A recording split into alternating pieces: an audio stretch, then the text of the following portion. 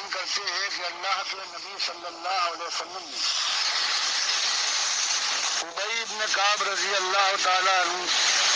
سے دریافت کیا کہ ابی یہ بتاؤ کہ قرآن کی سب سے عظیم آیت کون سی ہے؟ وہ ابی جن کے لیے اللہ نے اپنے نبی صلی اللہ علیہ وسلم کو حکم دیا تھا کہ ان کو لم یکن الذین کفروا من اہل الکتاب کی صورت پڑھ کر سنائیے، اور نبی صلی اللہ علیہ وسلم کو بلاتے ہیں اور کہتے ہیں کہ اللہ نے تو بھائی مجھے حکم دیا ہے کہ میں تم کو لم یکن الذین کفروا کی صورت پڑھ کر سناؤں۔ تو ابی بن کعب رضی اللہ تعالیٰ عنہ کہتے ہیں کہ اللہ کے نبی صلی اللہ علیہ وسلم کا اللہ نے میرا نام لیا تھا، تو بخاری روایت کرتے کہ اللہ کے نبی صلی اللہ علیہ وسلم نے فرمایا کہ ہاں تمہارا نام لے کر مجھے حکم دیا۔ یہ اپنی تکریم، اپنی عزت جو مالک کی بارگاہ میں مالک نے ان کو عطا فرمائی ہے، اس کی خوشی سے بے قابو ہو کر رونے لگے ہیں۔ یہ خوشی کی آنکھیں سے، اور ان سے پوچھا ہے کہ قرآن کی عظیم ترین آیت ابی کون سی ہے؟ ابی رضی اللہ تعالیٰ عنہ نے کہا کہ آپ پر قرآن اترا ہے، میرا یہ منہ نہیں ہے کہ میں آپ کے سامنے قرآن کی کسی بات کا ذکر کروں اور میں بتاؤں، لیکن اللہ کے نبی صلی اللہ علیہ وسلم نے حکم دیا ہے، میں تم سے سننا چاہتا ہوں۔ تب انہوں نے کہا یہی آیت الکرسی، یہ سننا تھا کہ خوش ہو کر اللہ کے نبی صلی اللہ علیہ وسلم نے ان کے سینے کے اوپر اپنا ہاتھ مارا ہے اور دعا دی ہے کہ اللہ تمہیں تمہارا علم مبارک کرے۔ تو یہ ایک آیت ہے، یہ بتاتی ہے کہ اللہ کے بندو اس دنیا میں آئے ہو، اللہ کے اوپر تمہارا کوئی حق نہیں تھا، نہ مالک کو کوئی محتاجی تھی، پروردگار نے تم کو، تمہارے مالک نے تم کو خالص اپنی بندگی اور ایمان کی آزمائش کے لیے دنیا میں بھیجا ہے، سامان دنیا دیا، عقل و خرد سے نوازا، اور اپنی کتابیں اور رسول بھیج کر آخری کتاب مہیمن کتاب اور آخری رسول محمد صلی اللہ علیہ وسلم کو بھیج کر بتا دیا کہ دنیا ملی ہے، ہو سکتا ہے تنگی میں ڈالے گئے ہو، اس کو بھی آزمائش سمجھنا کہ ایمان اور تقوی کی آزمائش ہے۔ وما خلقت الجن والانس الا لیعبدون، کہ لوگوں سیرگاہ میں نہیں آئے ہو کہ روشوں پر گلگش کرو، خوشوں پر ہاتھ مارو، پھولوں کی سیج پر سو جاؤ اور اس کے بعد سمجھو کہ جنت کے دروازے تمہارے لیے کھلیں گے اور اس کی نعمتیں تمہارے قدموں میں لوٹیں گی۔ فرمایا یہ نہیں، تمہارا امتحان، تمہاری آزمائش ایک ہے کہ اللہ کی توحید کو مان لو، صرف میرے بندے بن جاؤ۔ ما خلقت الجن والانس الا لیعبدون، یعبدون کے نیچے زیر آپ دیکھتے ہیں، یا یہ تھی وہ نکل گئی ہے کہ صرف ایک آزمائش اور امتحان ہے کہ صرف میرے غلام، میرے بندے بن جاؤ، خالص توحید کے ماننے والے ہو، اور کسی بات کے اندر جو میری بات ہے اس میں کسی اور کو داخل کرنے کی کوشش نہ کرو۔ بس ایک مسئلہ تھا، یہ الہ کا مسئلہ ہے۔ اللہ فرماتا جو بھی کبھی آیا ہو، حضرت ابراہیم سے پہلے یا حضرت ابراہیم کے بعد، آخری نبی صلی اللہ علیہ وسلم، انسانیت کی اصلاح کا ایک ہی مسئلہ اس نے بیان کیا، اور وہ مسئلہ یہ ہے کہ یا قومی عبد اللہ ما لکم من الہ غیرہ، بس مسئلہ ایک ہے الہ کا، کہ تمہارا الہ کون ہے، تمہارا خالق اور مالک کون ہے، اس کو پہچانو، اس کا اظہار کرو۔ تمہارا آقا، تمہارا دستگیر، تمہارا مشکل کشا، تمہارا غوث، تمہارا بندہ پرور، بندہ نواز، نافع اور زار، زندگی اور موت پر قادر، اور کھلانے کے بعد، پروان چڑھانے کے بعد موت دے کر زندہ اٹھانے والا، اور فیصلے کا فیصلہ کرنے والا کون ہے؟ ایک مسئلہ۔ اسی مسئلے کو اللہ کے نبی صلی اللہ علیہ وسلم نے اٹھایا، اور منیب عزیز رضی اللہ تعالیٰ عنہ کہتے ہیں کہ جاہلیت کے زمانے میں شروع کا معاملہ تھا، مجھے نوبت نہیں تھی، مکے پہنچا ہوں، دیکھا ایک مجمع لگا ہوا ہے، بخاری تاریخ کبیر میں سے لاتے ہیں، ایک صاحب کھڑے ہوئے ہیں، پکار رہے ہیں قولوا لا الہ الا اللہ تفلحوا، کہ قوم کے لوگوں الہ کو ایک الہ مان لو اور وہ تمہارا اللہ ہے، فلاح دنیا میں بھی تمہارا حق بن جائے گی اللہ کی طرف سے، اور آخرت کی ہمیشہ کی زندگی شاد کامی کے ساتھ گزرے گی، بس ایک مسئلہ ہے۔ عرب جانتے تھے الہ کسے کہتے ہیں، بتاتے ہیں کہ تعجب ہو رہا ہے کہ اتنی سادی بات آپ فرما رہے ہیں، لیکن لوگوں کا عالم یہ ہے کوئی زمین سے خاک اٹھا کر آپ کے چہرے پر حفاظت کے ساتھ پھینکتا ہے، کسی کا عالم یہ ہے کہ وہ منہ پر تھوکتا ہے نفرت کے ساتھ، اور کوئی ایسا ہے کہ جو گالیوں کی بوچھار کر دیتا ہے نہ ختم ہونے والی، یہاں تک کہ سورج بلند ہو جاتا ہے، اور ایک لڑکی ایک برتن میں پانی لے کر آتی ہے، اس کو یہ صاحب جو یہ ساری اپنی قوم کی آزمائشیں برداشت کر رہے تھے، انہوں نے اس سے کہا کہ بیٹی مایوس نہ ہونا، اللہ تیرے باپ کو اکیلا نہ چھوڑے گا۔ کہتے ہیں منیب غزی رضی اللہ تعالیٰ عنہ کہ میں نے پھر لوگوں سے پوچھا کہ بھائیو یہ ماجرا کیا ہے؟ کہا گیا تم انہیں نہیں پہچانتے ہو، یہ نئے دعوے دار ہیں، ہم ان کو کبھی آنکھوں پر بٹھاتے تھے، آج انہوں نے ہمارے باپ دادا کو کافر کہا ہے، جہنم کا ایندھن گردانا ہے، ہماری جمعیت کو منتشر کر ڈالا، ہمارے گوشت کو ناخن سے الگ کر رہے ہیں، یہ ہیں، اس لیے ہم ان کے ساتھ یہ سلوک کر رہے ہیں۔ کہتے میں نے پوچھا یہ لڑکی کون تھی؟ کہا یہ لڑکی زینب ان کی بیٹی تھی۔ وہ مسئلہ ایک علاقہ مسئلہ ہے، کسی کو اللہ کے نبی صلی اللہ علیہ وسلم اور آپ کے اصحاب کرام رضی اللہ عنہم اجمعین اسی ایک مسئلے کو حاصل بنایا۔ قوم سب کچھ مانتی تھی، آسمان لئن سألتهم من خلق السماوات والارض ليقولن اللہ، ہر بات مانتی جیسے آج یہ مانتے ہیں، آج کے جو مسلمان کہہ رہے ہیں کہ آسمان اللہ نے بلد دیا، زمین اس نے پچھاری ہوائیں وہ چلاتا ہے، زندگی وہ دیتا ہے، لیکن جب یہ کہا جائے وَإِذَا قِيلَ لَهُمْ لَا إِلَهَ إِلَّا اللَّهُ، جب مانتے ہو الہ کی ساری صفات ایک ذات کے اندر ہے، تو تمہارے یہ لات بابا کیا کرتے ہیں، یہ الہ کیسے بن گئے؟ یہ اللہ کے خلیل ابراہیم علیہ السلام کو پکارتے ہو یا ابراہیم اگستی، آخر یہ تمہاری الوہیت کے منصب پر کیسے فائز ہو گئے؟ اور یہی ایک دم تھی، اور آج وہی ایک دم ہے۔ فرمائے الہ وہ ہوتا ہے، پھر اللہ نے آیت الکرسی میں بیان فرمایا کہ الہ وہ ہوتا ہے اللہ لا الہ الا ہو الحی، پہلی صفت کی الحی، اسی بات کو اٹھایا گیا کہ سارے مرنے والے ہیں، انکا میتون و انہم میتون، یہ نبی صلی اللہ علیہ وسلم آپ کو بھی موت آنے والی ہے، ہم نے کسی دنیا میں بھیجے ہوئے کسی انسان کو موت سے بچایا نہیں ہے، ہر ایک کو موت آئی ہے، ایک اللہ کا بندہ جو اٹھا لیا گیا ہے جو پہلے آسمان پر ہے، لوگ چوتھے آسمان پر کہتے ہیں، بخاری کی حدیث میں یہ ہے عیسیٰ علیہ السلام وہ آئے گا پھر موت کو لے جائے گا۔ تو فرمایا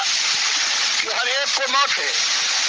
مالک نے فرمایا مرنے کے بعد چاہے وہ قبر میں دبا دیے جائیں یا کہیں اور رکھ دیے جائیں، یہ اموات غیر وحیہ، یہ مردے ہیں، ان میں جان کی رمق نہیں ہے، اور وما یشعرون ایان یبعثون، ان کو اپنی خبر نہیں ہے کہ اللہ کب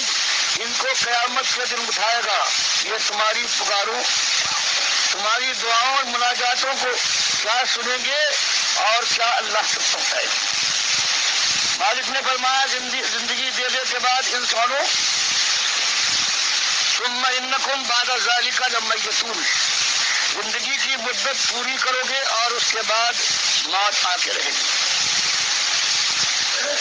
یہ پورا قرآن، اور مالک فرمائے مرنے کے بعد وَمِن وَرَائِهِمْ بَرْزَخٌ إِلَىٰ يَوْمِ يُبْعَثُونَ، مرنے کے بعد پھر اس دنیا سے ان کا رابطہ واسطہ رشتہ کٹ جائے گا، قیامت کے دن تک ایک برزخ حائل ہو جائے گا۔ یہ اللہ نے پورے قرآن کو بھر دیا کہ الہ کی الہ وہی ہو سکتا ہے جس کی صفت یہ ہو کہ وہ الحی ہو، ہمیشہ زندہ وہ ہمیشہ زندہ رہے اور کبھی اس کے اوپر موت کا وار کارگر نہ ہو سکے۔ ساری دنیا نے یہی کوشش کی ہے کہ اللہ کی پہلی صفت جو قرآن میں آئی ہے یہ اللہ کے بندوں میں دے کر پھر شرک کا کارخانہ کھول کر اپنی دنیا کی خوشی جو وہ چاہتی ہے دل کی آئی ہوئی وہ پوری کرے۔ اللہ کے نبی صلی اللہ علیہ وسلم نے بخاری کی حدیث میں بیان فرمایا کہ جبریل اور میکائیل علیہ السلام مجھے لے گئے جہنمیوں پر جو عذاب گزر رہا تھا۔ مثلا ایک تنور کے اندر ننگے مرد اور عورتیں تھیں، نیچے سے آگ بھڑک رہی تھی، آگ تیز ہوتی تھی، اوپر کا منہ چھوٹا تھا، نیچے کا پیٹا بھاری تھا۔ جب قریب ہو کہ باہر نکل جائے آگ کے اس الاؤ سے تو آگ ٹھنڈی ہونے لگتی تھی اور یہ پھر نیچے آ جاتی۔ بتایا گیا کہ قیامت تک یہی ہوتا رہے گا۔ ان کی قبریں دنیا میں مختلف مقامات میں کسی قبر کراچی کی ہوگی، کسی کی امریکہ، کسی کی روس کی، لیکن سب کو ایک تنور میں اللہ کے نبی صلی بخاری کی حدیث میں بیان فرماتے۔ اسی طرح دیکھتے دیکھتے جنت الفردوس دکھائی گئی۔ آپ فرماتے ہیں کہ میں نے انتہائی تعریف کی۔ پھر انہوں نے کہا ذرا آپ سر اوپر تو اٹھائیے۔ میں نے اوپر دیکھا ہے تو سب سے اچھی جگہ مجھے نظر آئی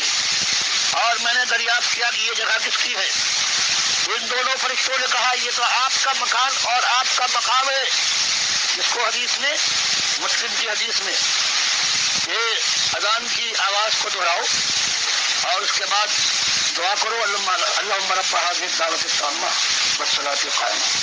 آت محمد الوسیلہ والفضیلہ۔ صحابہ کرام نے پوچھا کہ ہم جو یہ دعا کرتے ہیں اذان کے بعد کہ آت محمد الوسیلہ، کہ محمد صلی اللہ علیہ وسلم کو وسیلہ عطا فرما دے، تو اللہ کے نبی صلی اللہ علیہ وسلم یہ کیا بات ہے، کیا چیز؟ نبی صلی اللہ علیہ وسلم نے فرمایا یہ وہ مقام ہے جنت الفردوس میں سب سے اونچا مقام جو اللہ کے ایک بندے کو ملے گا، اور مجھے امید ہے کہ وہ بندہ میں ہوں گا۔ تو جب جبریل اور میکائیل علیہ السلام نے بتایا کہ یہ آپ کی جگہ ہے، اللہ کے نبی صاحب فرماتے ہیں کہ مجھے چھوڑو، میرا مکان مجھے داخل ہونے دو۔ تو دونوں نے جواب دیا کہ ابھی آپ کی عمر کا ایک حصہ باقی ہے، اسے پورا کر لیں، یہاں داخل ہو جائے۔ وہ قرآن ہوا، یہ بخاری کی حدیث۔ اللہ کے نبی صلی اللہ علیہ وسلم کی وفات ہوئی۔ عمر رضی اللہ تعالیٰ عنہ محبت سے دیوانے ہو کر کہنے لگے کہ جو شخص کہے گا کہ اللہ کے نبی سب کو فات پا لے اس کی خیر نہیں ہے، یہ تلوار ہے اور اس کی دھار تیز ہے۔ یہ ایک شور تھا کہ ساری کائنات کا اولیاء ولی نمبر 1 آ گیا تنہا سے۔ وہ اس کی جگہ تھی، کارخانہ تھا جہاں اس کے کپڑے کا، اور اس نے یہ ہنگامہ دیکھا۔ اپنی بیٹی کے گھر میں داخل ہونے کے بعد چادر ہٹائی، ماتھے کو بوسہ دیا اور کہا زندگی میں بھی آپ پاکیزہ اور پاک تھے، اور آپ پر اللہ 2 موتیں جمع نہ کرے گا، ایک موت جو آنا تھی وہ آگے۔ باہر آئے اور کہا اللہ رسلک۔ عمر رضی اللہ تعالیٰ عنہ جوش میں بھرے ہوئے تھے، ذرا ٹھہرو اور بیٹھ جاؤ۔ وہ بیٹھنے کی بجائے جاری رکھی، انہوں نے اپنی تقریر تو ایک طرف کھڑے ہو گئے اور کہا ہم کو سنا کے بعد اللہ من کان یعبد اللہ یعبد محمدا فإن محمدا قد مات۔ کہ لوگوں سن لو، جو محمد صلی اللہ علیہ وسلم کا بندہ اور پجاری تھا تو ان کی تو وفات ہو گئی۔ ومن کان یعبد اللہ، اور جو اللہ کی بندگی کرنے والا تھا، فإن اللہ حی لا یموت، تو اللہ کو موت نہیں ہے، زندہ جاوید ہے۔ اور اس کے بعد قرآن سے شہادت لائے انک میت وانہم میتون وما محمد اللہ رسول قد خلت من قبلہ الرسل۔ اور بخاری بیان کرتے ہیں کہ اس کے بعد سارے صحابہ حالانکہ ان آیتوں کو پڑھتے تھے، جب ان کے سامنے یہ آیتیں آئی ہیں تو بعض کا خیال ایسا ہوا جیسے کہ آج اتری ہے، حالانکہ ہمیشہ پڑھتے آئے ہیں۔ تو اس طرح سے اجماع صحابہ ہو گیا۔ تو اب جو پہلی صفت جو شرک کے لیے ضروری ہے، جو اللہ کے مقابلے میں الہ بنانے کے لیے لازم ہے، وہ الحی کی صفت تھی۔ اللہ نے اپنے نبی صلی اللہ علیہ وسلم کے ذریعے سے، اپنے دونوں سب سے بڑے ولیوں کے ذریعے سے یہ ثابت کر دکھایا کہ اللہ کے نبی صلی اللہ علیہ وسلم تک اس دنیا میں اب زندہ نہیں ہے، قیامت تک زندہ نہیں ہو سکتے، قیامت کے دن پائے ہے۔ یعنی اس امت کے لیے کہہ دیا گیا کہ اصلی شرک جو کتابی امتوں میں آتا ہے، جیسے جندب رضی اللہ تعالیٰ عنہ بیان کرتے ہیں مسلم کی حدیث میں کہ 5 دن پہلے اللہ کے نبی صلی اللہ علیہ وسلم نے اسی اصلی بات سے ہمیں ڈرایا تھا جو کتابی امتوں کے اندر اس انداز سے وہ چیز داخل ہو کر برباد کر دیتی ہے۔ فرمایا الا من کان قبلکم کانوا یتخذون قبور انبیائہم وصالحین مساجدا، وہ میری امت کے لوگوں، آج اللہ کے فضل سے بات صاف ہو گئی ہے، ایمان توحید تمہاری نگاہ میں بالکل روشن اور تمہارے دل کی رگوں پہ میں اتر گئی، لیکن وقت گزرے گا، اس امت میں یہ ہو سکتا ہے کہ یہ امتی اپنے اولیاء اور انبیاء کی قبروں سے شروع کرے اور ان کو سجدہ گاہ بنائیں، وہاں میلے لگے، وہاں عرس منائے جائیں، وہاں قوالیاں شروع ہو جائیں، اور ان کی اس قبروں کو پختہ اور بلند کرنے کے بعد ان کے اوپر کلش لگے، مجاور بیٹھے اور اللہ کے گھر کی حج کی طرح سے ان کا حج ہونے لگے، نام بدل کر ساری باتیں ہونے لگے جیسا تم نہ کرو۔ اس سے پہلے یہ عائشہ رضی اللہ تعالیٰ عنہ اس وقت بتاتی ہے کہ جب پریشانی کی انتہا کی آخری زمانے میں کبھی آپ چادر اپنے چہرے سے ہٹا دیتے تھے، کبھی پھر ڈال لیتے تھے، اس وقت آپ کی زبان پر یہ کلمات جاری تھے کہ لعن اللہ الیہود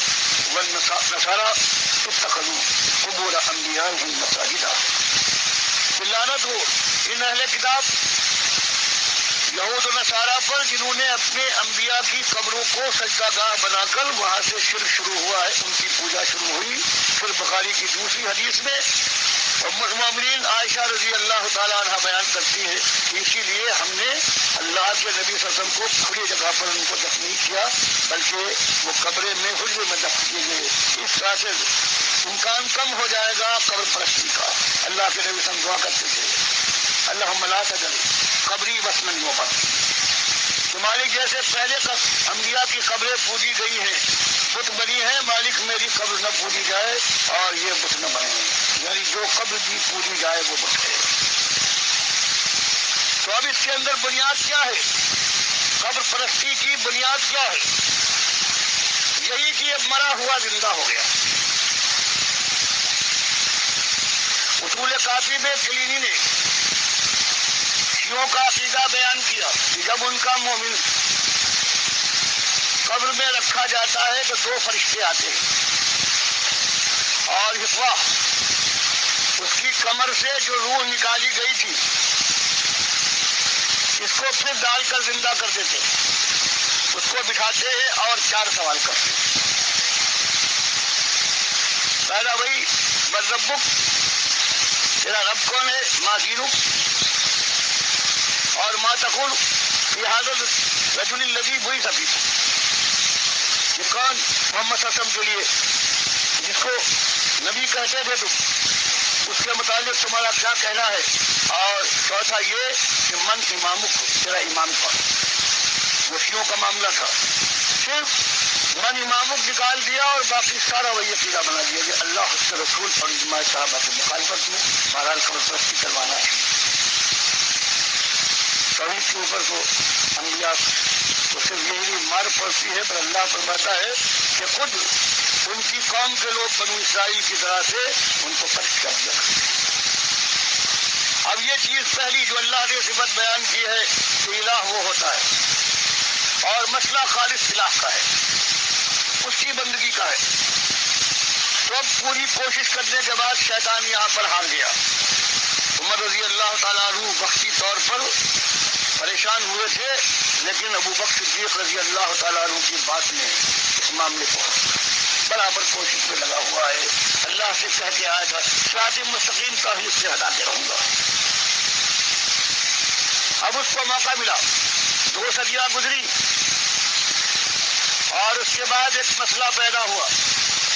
ہر طرف دنیا کے اندر۔ یہ اسلام پھیل رہا تھا، خزانے بھرے ہوئے تھے۔ اب بنو عباس میں مامون رشید کو اپنے درباری علماء کے ذریعے سے اب کوئی مسئلہ نہیں تھا، ایک نیا مسئلہ اٹھایا کہ یہ قرآن ہے، یہ بھی مخلوق ہے۔ اب اس کے بعد اس نے اور دوسروں نے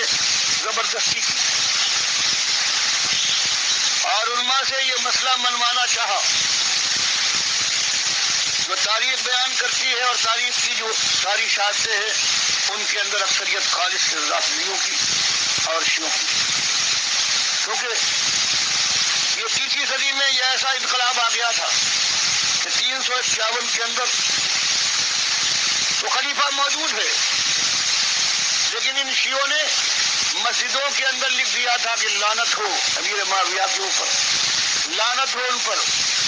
انہوں نے علی رضی اللہ تعالیٰ عنہ کو خلافت حاصل کرنے نہیں دی۔ یہ زور ان کا، ان شیعوں کا یہ زور تھا۔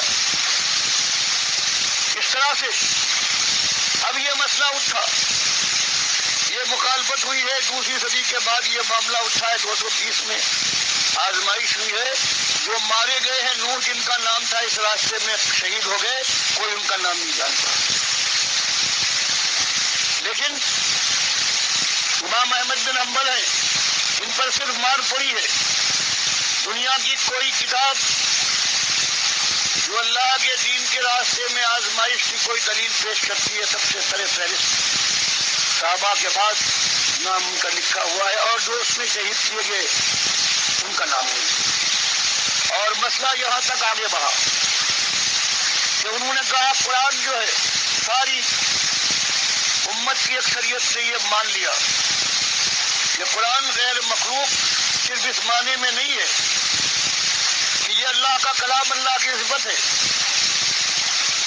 بلکہ اگر یہ کاغذ پر بھی لکھا جائے اور آگ میں پھینک دو تب بھی نہیں چلے گا، ختم نہیں ہوگا۔ اس کا مقابلہ کیا امام بخاری نے، اور اسی کے اوپر ایسی چوٹ کھائی کہ اللہ سے دعا کی بارش جب میرا حال یہ ہو گیا ہے۔ اب دنیا اس طرح سے ان کے راستے پر سرپٹ جا رہی ہے کہ جن کی 5 جگہ پر اپنی بخاری کے اندر نام لے کر کہا کہ ان کا علم انتہائی ناقص ہے۔ امام احمد کا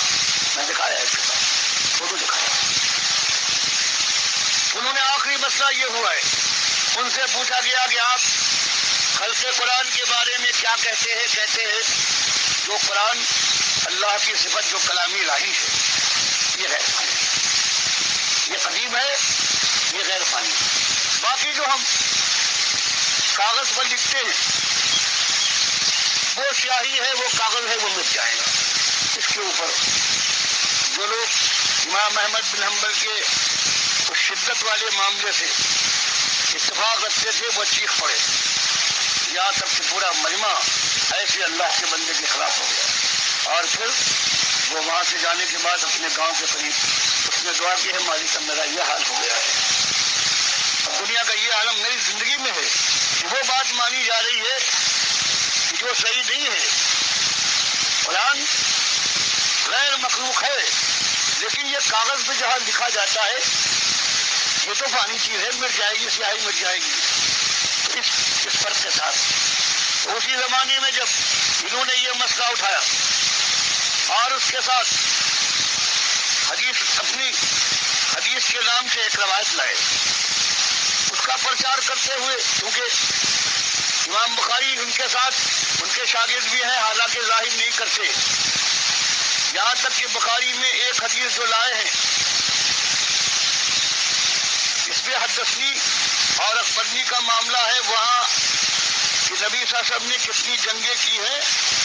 وہاں چاہتے تو یہ خوبی ہوتی ہے کہ اللہ کے نبی صلی اللہ علیہ وسلم اور اپنے درمیان کم واسطے ہوں،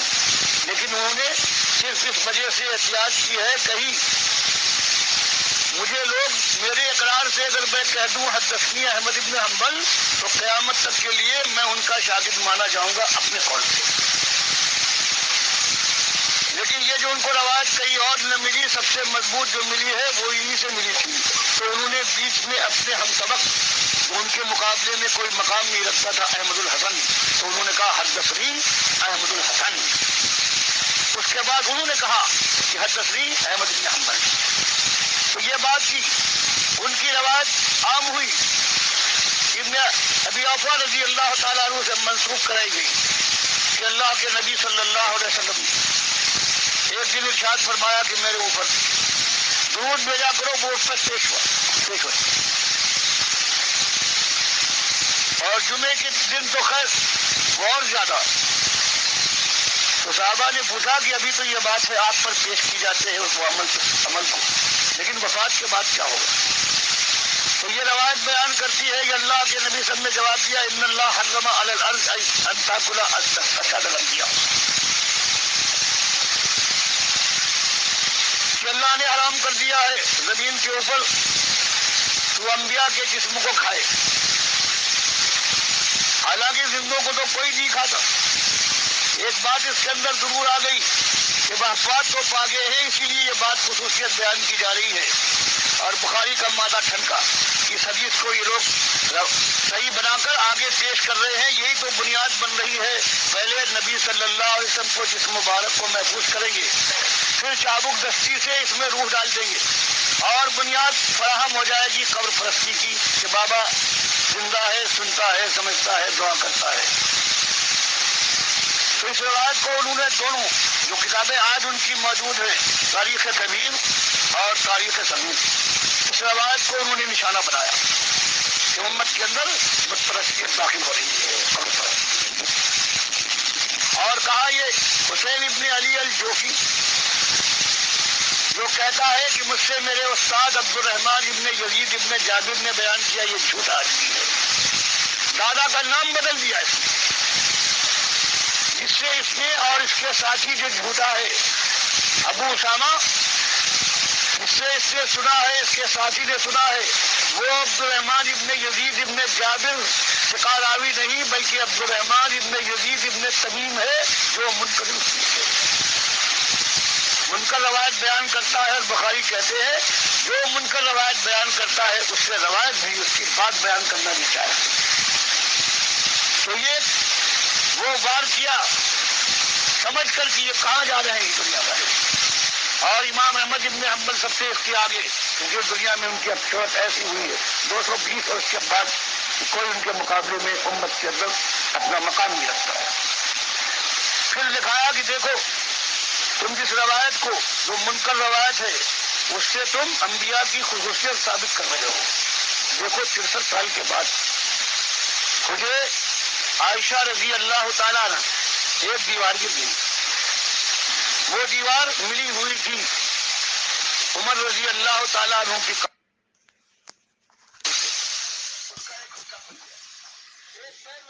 یہ آواز ہے ڈاکٹر مسعود الدین عثمانی رحمۃ اللہ علیہ کی، جو آیت الکرسی کی تفصیل میں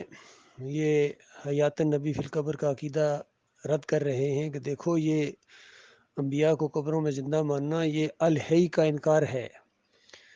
دو معبود تو نہیں ہو سکتے ہیں۔ تو آج جو امت مسلمہ نبی علیہ السلام کو قبر کے اندر زندہ سمجھتی ہے، صلاۃ والسلام وہاں پیش کرنے کا عقیدہ رکھتی ہے،